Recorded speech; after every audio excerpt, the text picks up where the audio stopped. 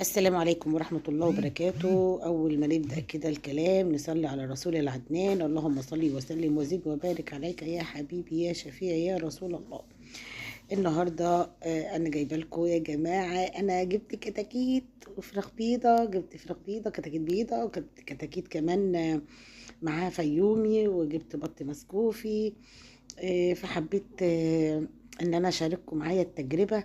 انا اول مره اربي فراخ كميه كبيره. انا جبت قبل كده مره مثلا 5 فرخات 10 فرخات وربيتهم معايا في الشقه برضو. تمام. انت لو ما عندكيش برضو مكان تقدري تربي في الشقه بتاعتك في ركن كده من اي اوضه ما بتستخدمهاش قوي او ما بتخشاش قوي، او المهم ان هي ايه تكون. انا عملت كده بصراحه، يعني لان انا ما عنديش مكان ان انا اربي فيه، فانا عندي اوضه مثلا ما بستخدمهاش، فانا ربيت فيها بصراحه. فضيت الاوضه كده وربيت فيها. عايزه اقول لكم عملت ايه انا. او قبل اي حاجه في الدنيا ان انت لازم تختاري الكتكوت يكون فرز اول، علشان خاطر يجيب معاكي وما يحصلش منه مشاكل كتير. فاهم حاجه في البدايه كده لازم نجيب الكتكوت الفرز الاول. تمام. فانا يعني بحاول ان انا اعيش التجربه معاكم. هقول لكم انا عملت ايه وايه اللي حصل وايه اللي جرى معايا بالتفصيل الممل، وكل حاجة هقولها لكم بالظبط. تمام. اللي حصل معايا انا هقوله. فانا قلت اعيش التجربه معاكم ونشوف، يعني بنسمع كتير وبنسمع اقاويل كتير، فانا مش عارفه بصراحه ربنا ايه الصح وايه الغلط. فانا هنجرب مع بعض ونشوف هنعمل ايه. دلوقتي انا استقبلت الكتاكيت على ميه بعسل. ده تاني يوم على فكره، ما سجلتش اول يوم. قلت لا عيشوا معايا التجربه، فانا ما سجلتش اول يوم. تمام. انا اول يوم استقبلتهم على ميه بعسل اسود. النهارده تاني يوم حطيت ميه بالتحصين. لازم تجيبي تحصين. تمام. والكتكوت زي ما انا بقول لكم كده ان ده لازم يكون فرز اول، السره بتاعته مش ورمه ما فيهاش اي حاجه. الكتكوت لما يتقلب يقع، يعني مثلا يجي على ظهره يتقلب بسرعه، كتكوت حلو يعني. غير كده انا حطيت على العليقه كركم وحبه البركه. ده تاني يوم حطيت عليها كركم وحبه البركه. وحطيت بقى هتقعدي 4 ايام ورا بعض تحطي التحصينه الاولى. التحصينه دي مهمه جدا يا جماعه، علشان ممكن يكون في اي مشاكل في الام، في اي مشاكل في البيضه، في كتكوت في مشكله. المهم ان احنا لازم نحصنهم علشان نضمن ان هم يبقوا معانا حلوين وزي الفل ان شاء الله. واهم حاجه عوامل النظافه والتدفئه. اهم حاجه عوامل النظافه والتدفئه. انا عامله لمبتين الحمد لله. عامله لمبتين كبار بصراحه، لان هم لسه صغيرين، يعتبروا لسه طالعين من حضن امهم، فعايزين دفى عشان ما يبردوش منك. فاهم حاجه انك تدفي صح. هقول لكم انا بسمع بقى التدفئه والتهويه، التدفئه والتهويه. ده البط اهو المسكوفي. البط ده ايه ار 41. بيقول لك ان ده انضف انواع البط المسكوفي، فانا جبته ورزق ورزقه على الله. هنشوف الدنيا هتمشي معايا ازاي. وحضنتهم برضو في نفس المكان، واللي بعمله مع البط هو اللي بعمله مع الفراخ. بصوا لازم تفرشوا. برضو نفس الحكايه. البطه لو وقعت على ظهرها على جنبها واتقلبت بسرعه تبقى البطه نظيفه. اول حاجه بتعملوها بتفرشوا كراتين في الارض، وبعد كده بترش جير طبقه محترمه، وبعد كده بترش فرشه النشاره او التبن اللي عندك بقى برضو طبقه محترمه. تمام. يعني حوالي 2 سنتي عشان خاطر البرد. انا بربي دلوقتي في البرد. نفس اللي بعمله مع البط هو اللي بعمله مع الفراخ. تمام حبايبي.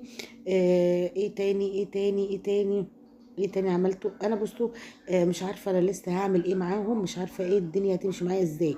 بس انا اي حاجه اجربها واي حاجه اعملها هقول لكم، علشان خاطر اللي عايز يربي بقى. احنا في احنا داخلين على رمضان، ودلوقتي انسب وقت انك تجيبي فراخ او بط. البط ده لو ممكن تذبحيه على العيد، مش هيندبح حتى في رمضان، لان فاضل حاجات بسيطة شهرين ولا حاجة، فمش مش هيكفي.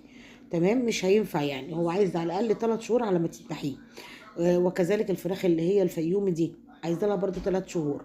تمام. اما الفراخ البيضه انا منزله لكم على فكره آه، انا اصلا نزلت لكم شورتس بالفرخه بتاعتي لما تمت 30 يوم، وكانت 2 كيلو 600 جرام.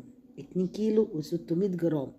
يعني انا ما رضيتش برضو والله العظيم انزل اي حاجه الا ما جربت كل حاجه، وعرفت ازاي اربي فراخ وبط في البيت. انا الحمد لله عملت تاني دوره شغاله عندي.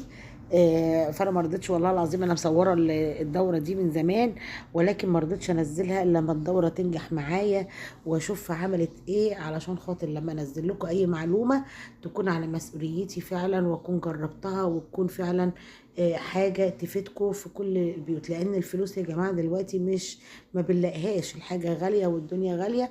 ومعلش لو بقر معاكم في اول فيديو، بعد كده ان شاء الله هختصر. بس انا برضو بقول لكم تجربتي، علشان كل واحده لو لسه بتبتدي تبقى عارفه انا عملت ايه. فانا ابتديت انزل الفيديو بعد ما خلصت الدوره وبعتها وكلنا منها وخلصت. تمام. فانا عشان كده قلت خلاص، لا انا بعد هصور لهم كل حاجه، ولكن هكلمهم بعد ما الدوره تخلص. تمام يا حبايبي. فانا ان شاء الله باذن الله الدوره الجديده برضو هنزلها لكم بعد الدوره دي ما تخلص، واوريكم او بعد ما اعرفكم انا عملت ايه في الخطوات دي، واعرفكم برضو الدوره الجديده. تمام يا حبايبي. فان شاء الله باذن الله كده دايما زي ما انا بقول لكم كده، دايما جروهم كده وخلوهم يتنططوا ويلعبوا. ولازم المكان اهم حاجه بقى التهويه دي. انا بهوي ايه؟ انا بفتح الاوضه كده بواربها شويه. الاوضه اللي هي فيها ما بفتحش عليهم شباك. انا قافله الشباك مقفلاه وحاطه ستاره. ما بفتحش عليهم الشباك بتاتا، بوارب باب الاوضه بس. هو ده التهويه اللي انا بعملها لهم. اما والتدفئه طبعا زي ما انتم شايفين كده، طول ما انت محوطه عليهم صح كده وفي اضاءه كويسه، فان شاء الله هيبقوا معاكي زي الفل ومش هيبردوا منك. تمام. ايه تاني يا بنات؟ ايه تاني؟ انا بحاول والله اركز وافتكر. عايزه اقول لكم ايه، او ايه اللي حصل او ايه اللي جرى. ولكن الحمد لله هي نجحت معايا الحمد لله. والتجربة أنا مبسوطة بيها جدا وفرحانة بيها جدا على فكرة. أنا بعت الفراخ بعد 30 يوم، يعني ما استنيتش 45 يوم. لأن في فراخ جابت معايا 200 200 و800، وفي فراخ 200 و600. فأنا قلت كده حلو، رضا قوي. الحمد لله وحمدت ربنا وشكرته على كده. الاسعار كانت كويسه لما انا بعت الفراخ بتاعتي. الاسعار كانت كويسه وزي الفل، فابتديت ابيع فيها. اللي عايز بقى يستنى على ما تزيد وخلاها 3 كيلو و4 كيلو ولا 3 ونص، هو حر. يستنى بقى ايه 40 يوم لما الدوره تخلص بعد 45 يوم، الفراخ هتجيب معاكي 3 و3 ونص ان شاء الله. تمام. انا ابتديت بالعليقه اللي هي البادي دي اللي هي الصغيره، وان شاء الله لما اجي بقى اغير العليقه واعمل الحكايات كلها، كل حاجه هعملها هاجي اقولها لكم. تمام كده. دلوقتي اقول لكم بقى في امان الله وحفظه ورعايته، واستنوني ان شاء الله كل يوم هنزل لكم فيديو جديد عن تربيه البط والفراخ.